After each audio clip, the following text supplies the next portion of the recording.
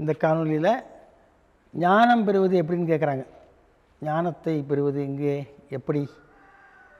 நம்ம ஞானம் ஒன்று கூப்பிட்றாங்க, 1/2 கிலோ ஞானம் வேணுமா, மளிகை கடைக்காரரை கொடுத்துருங்க கொஞ்சம். இப்படிதான் நிறைய திரைப்படங்களை பார்த்துருப்பீங்க.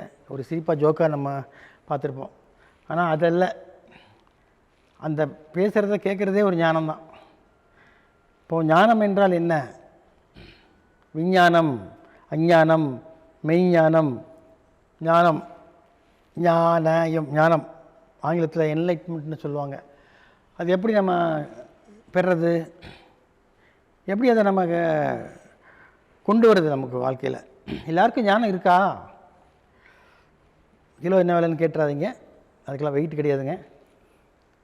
எண்ண அலைகளுக்கு அப்பாற்பட்ட சில சிந்தனைகளை நாம் சிந்தித்து அதன் வழி நாம் செல்வது தான் ஞானம். ஞானம் என்றால் இறைநிலையை காண்பது அல்ல ஞானம். நம்மை நாமே உணர்ந்து கொள்வோம் இல்லையா, அதுதான் ஞானம் சொல்லுவோம். நிறையா மடங்களில் பார்த்துருக்கலாம், நிறைய பெரிய பெரிய மகான்கள்லாம் இருக்கிறாங்க. ஒவ்வொருவரும் ஒவ்வொரு விதமாக இருப்பாங்க. ஆனால் எல்லாரும் முக்கியமாக சொல்கிறது அந்த என்லைட்மெண்ட், ஞானத்தை பற்றி தான். ஸோ ஞானம் அடைந்தால் தன்னைத்தானே எல்லாமே கிடைக்கக்கூடிய அளவுக்கு ஒரு சித்தி அவர்களுக்குள்ளே வந்துடும். சித்தத்தை நாம் சிந்தித்து செயல்படுத்தினால் அந்த சித்தி என்று சொல்லக்கூடிய அந்த சித்துக்கள் நமக்கு ஐக்கியமாகும். ஒன்றுமே இல்லைங்க, ஒரு சின்ன ஒரு புள்ளி தான். அதை நம்ம நோண்டிட்டோன்னு வைங்களேன், ஆட்டம் அணு வெடித்து செதுரும், அப்படியே ஜமால் டமால் டிமில்னு. அதுதான் அந்த அஷ்டமா சித்தி. சித்தி எங்கே போய் தேடுறது? சித்தியெல்லாம் வேண்டாம். இது சித்திங்கிறது நான் சொல்கிறது வாழ்க்கையில் கிடைக்கக்கூடிய மனிதனுக்கு அப்பாற்பட்ட உள்ள ஒரு சக்தியை நாம் உணர்ந்து அதை பயன்படுத்தக்கூடிய மனோபக்குவத்தை தான் நாம் ஞானம் என்று சொல்லுகிறோம். ஞானம் கிடைச்சிட்டா என்ன ஆகும்? அப்புறம் கடவுளாக மாறிடலாம். கடவுளாக மாறிட்டோம்னா இதுக்கு பற்றி கவலைப்பட வேண்டியது இல்லையா? எல்லாமே நமக்கு கிடச்சிரும். எல்லாத்துக்கு மேலே முக்தியும் கிடச்சிரும், லிபரேஷன் சொல்லுவாங்க, அதுவும் கிடச்சிரும். அதுக்கு மேலே என்ன வேணும்? ஸோ நம்ம கடவுளை காண்பது அரிது. அரிதிலும் அரிது என்னது? மனிதனாய் பிறப்பது. மனிதனாய் பிறப்பது விட அரிது என்ன? கூன் கூடு செவிடு பேடு இல்லாமல் பிறப்பது. எல்லாத்துக்கும் மேலே அதுக்கு மேலே அரிது என்னவா?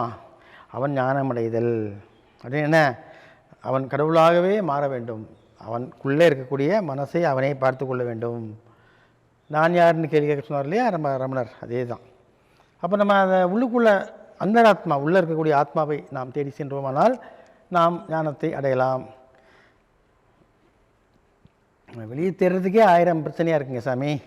வழிகாட்டுதல் ஒவ்வொருத்தரும் ஒரு மாதிரி காமிக்கிறாங்க, எதை நம்ம பயன்படுத்துறதுன்னு தெரியல. அப்படி சொல்லக்கூடாது. நீங்கள் இப்போது ஒரு ஊருக்கு போகிறீங்க, 4 ஹோட்டலில் சாப்பிட்றீங்க. உங்களுக்கு எந்த ஹோட்டல் உங்களுக்கு சுவை ஒத்து வருதோ அந்த ஹோட்டலில் நீங்கள் டேரா போட்டுற வேண்டியது தான். அதே போல் தான் 4 சாமியார் சொல்கிறாங்க உனக்கு கதை, அந்த எந்த கதை உனக்கு பிடிச்சிருக்கோ அந்த சாமியார் பக்கம் போட்டு ஜாயின் பண்ணிவிடுங்க, அந்த கட்சியை சேர்ந்துருங்க, முடிஞ்சு போச்சு. உன் மனசு சொல்வதை நீ கேள். நான் சொல்வது தான். மனோபக்குவம் அடைய வேண்டுமென்றால் யார் சொல்வதையும் நீ கேட்கக்கூடாதுன்னு சொல்ல, கேளு. 4 பேர் 4 விதமாக சொல்லுவாங்க, அதையெல்லாம் மனசில் எடுத்துக்கிட்டு உனக்குள்ளே ஒன்று இருக்கு இல்லையா, அது சொல்லும். அவர் சொல்கிறது சரியாக இருக்கும், ஆமாம் நமக்கு ஒத்து வராது போல் இருக்கு.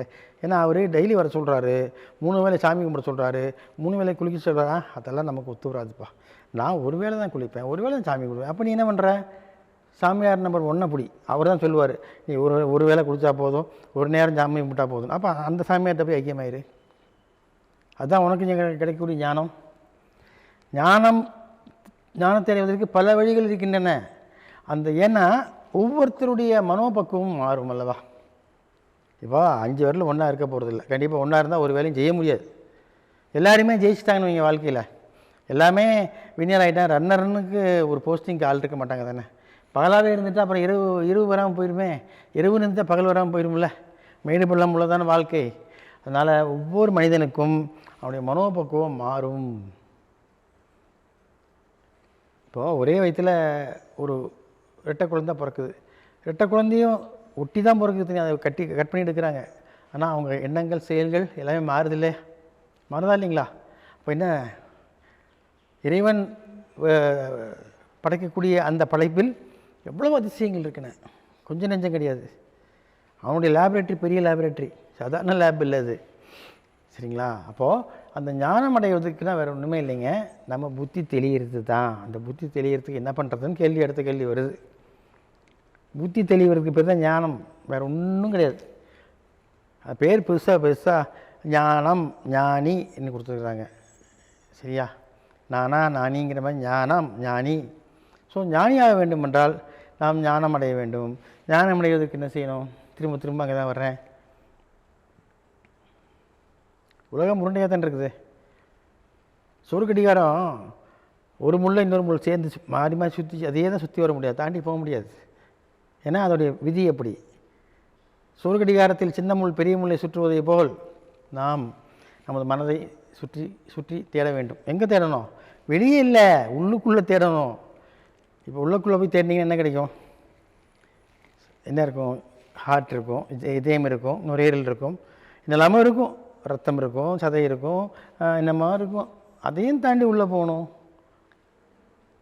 இப்போ ஒன்று கேட்குறேங்க, காற்றை உங்களால் பார்க்க முடியுமா?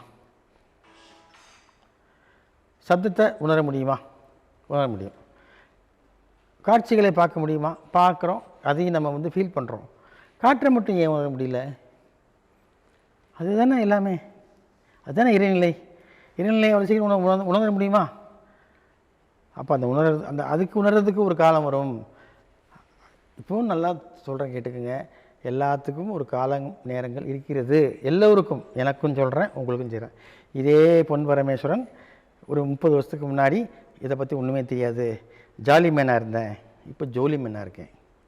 ஓகே, என்ன காரணம்? உணர்றேன் சில விஷயங்களை. அந்த உணர்ச்சிகளை நம்ம என்ன பண்ணுறோம்? வெளியே காமிச்சிக்கக்கூடாது, நமக்குள்ளேயே வச்சு எப்படி செயல்படுத்தணுமோ அப்படி செயல்படுத்தணும். ஸோ செயல்பாடுகளை நம்ம பார்க்கும்போது என்ன பண்ண முடியும்?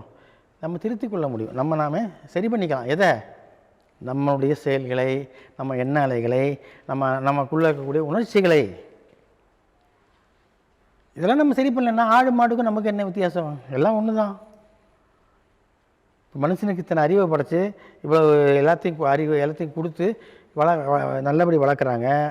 அந்த வளர்ப்பில் நம்ம சரியாக வளர மாட்டேங்கிறோம். அதுக்கும் காரணம் என்ன? நம்ம விதி பயன்தான் அப்படின்னு சொல்லி விதி மேலே ஒரு குற்றம் சாட்டுகிறோம். கண்டிப்பாக விதி மேலே குற்றம் சாட்டுங்கள், தப்பு இல்லை. ஆனால் அந்த விதி உங்களை மதியால் வெல்லும்.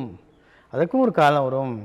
எல்லோருமே நல்லவர்கள்தான் பிறக்கையிலே, அப்புறம் அவங்க வளர்கிற விதத்தை பொறுத்த மாதிரி தான் எல்லாமே மாறுது. ஸோ அந்த செயலை ஒரு செயலை செய்வதற்கு முன் நாம் யோசித்தால் மட்டும் பத்தாது. உன் விதியில் அது நடக்குமென்றால் நடந்தே தீரும். நல்லதானாலும் சரி, கெடுதலானாலும் சரி, உன்னால் நிறுத்த முடியாது. வேணா சொல்லிக்கலாம், நான் அப்போயே சொன்னேன், நீங்கள் கேட்டிங்களா, பொச்சா எல்லாம். அத்தைக்கு மீசை முளைச்சால் தான் சித்தப்பான்னு கூப்பிட முடியும், புரியுதுங்களா? அப்போது நம்ம என்ன பண்ணுறோம்? போகிற போக்கில் போயிட்டே இருப்போம். யார் சொல்லணும்னு கேட்க வேண்டாம். ஓன் தலைக்கா மண்டைக்குள்ளே மண்டைக்காசாக இருக்குல்ல, அது சொல்கிறது கேளு. இப்போ ஒரு வாத்தியார் சொல்கிறாரு, டேய் அந்த பக்கம் போகாதடா, அந்த பக்கம் பேய் பிசாசு இருக்குடாங்க. நீ என்ன பண்ணுவ? போய் பார்ப்பேன். போகிற வழியில் கீழே என்ன இருக்கும்? ஒரு பள்ளம் இருக்கும், கீழே விழுந்துருவேன். விழுகும்போது பேய் பிசாசு உன்னை பிடிச்ச மாதிரி ஃபீல் பண்ணுவேன். முடிஞ்சு போச்சு. பயந்துருவேன். அப்போ அங்கே பேய் பிசாசு இல்லை, பள்ளம் இருக்கும். பள்ளம் இருக்குன்னு சொன்னால் நீ போயிடுவேன்.